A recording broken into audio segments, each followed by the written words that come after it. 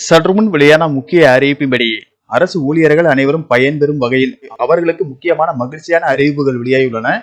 இதை பத்தி விரிவாக நம்ம வீடியோல பார்ப்போம். வீடியோவை ஸ்கிப் பண்ணாம பாருங்க. வீடியோக்குள்ள போறதுக்கு முன்னாடி இந்த வீடியோக்கு ஒரு லைக் பட்டனை பிரஸ் பண்ணிக்கோங்க. இப்பதான் நம்ம சேனலுக்கு ஃபர்ஸ்ட் டைம் வரீங்கன்னா சப்ஸ்கிரைப் பட்டனை பிரஸ் பண்ணிக்கோங்க. வாங்க வீடியோக்குள்ள போகலாம். தமிழகத்தில் தற்போது புதிய ஓய்வூதிய திட்டமே செயல்பாட்டில் உள்ளது. இது பங்களிப்பு ஓய்வூதிய திட்டம் என்ற பெயரில் செயல்படுத்தப்பட்டு வருகிறது. இதன்படி ஓய்வு பெற்றவர்களுக்கு உறுதி செய்யப்பட்ட ஓய்வூதியம் கிடைக்காது என்பதால் புதிய ஓய்வூதிய திட்டத்திற்கு எதிர்ப்பு தெரிவித்து அரசு ஊழியர்கள் மற்றும் ஆசிரியர்கள் பல ஆண்டுகளாக பழைய ஓய்வூதிய திட்டத்தை மீண்டும் அமல்படுத்த வேண்டும் என கோரிக்கை விடுத்து வருகின்றனர். கடந்த 2021ஆம் ஆண்டு சட்டமன்ற தேர்தலின் போது திமுக ஆட்சிக்கு வந்தால் பழைய ஓய்வூதியம் செயல்படுத்தப்படும் என வாக்குறுதி கொடுத்திருந்தனர். ஆனால் திமுக ஆட்சிக்கு வந்து 4 வருடங்கள் ஆன நிலையில் இன்னும் பழைய ஓய்வூதிய திட்டம் அமல்படுத்தப்படவில்லை. முன்னதாக பட்ஜெட் கூட்டத்தொடரிலேயே பழைய ஓய்வூதியம் குறித்து அறிவிப்பு வெளியாகும் என எதிர்பார்க்கப்பட்டது.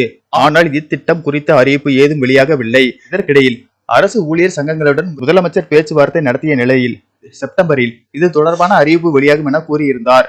இந்த திட்டம் நடைமுறைக்கு வந்தால் அரசுக்கு நிதி இழப்பு ஏற்படும் என்பதால் இழப்புகளை குறைக்கும் வகையில் சில மாற்றங்களை செய்து அரசு அமல்படுத்த திட்டமிட்டுள்ளதாக கூறப்படுகிறது.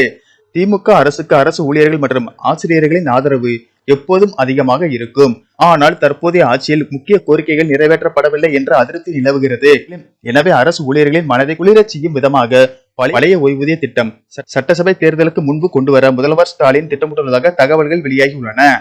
எனவே பழைய ஓய்வூதிய திட்டம், பங்களிப்பு ஓய்வூதிய திட்டம் மற்றும் ஒருங்கிணைந்த ஓய்வூதிய திட்டம் ஆகிய 3 ஓய்வூதிய திட்டங்கள் குறித்து விரிவாக ஆராய அரசு குழு அமைத்துள்ளது.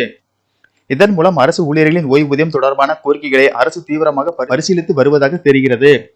இந்த நிலையில் சமீபத்தில் செய்தியாளர்களை சந்தித்த ஊரக வளர்ச்சித்துறை அமைச்சர் ஐ. பெரியசாமி இது குறித்து கூறுகையில், பழைய ஓய்வூதிய திட்டம் குறித்த அறிவிப்பை முதலமைச்சர் விரைவில் வெளியிடுவார் என தெரிவித்துள்ளார். இது அரசு ஊழியர்கள் மத்தியில் நம்பிக்கையை ஏற்படுத்தி உள்ளது. நன்றி, வணக்கம்.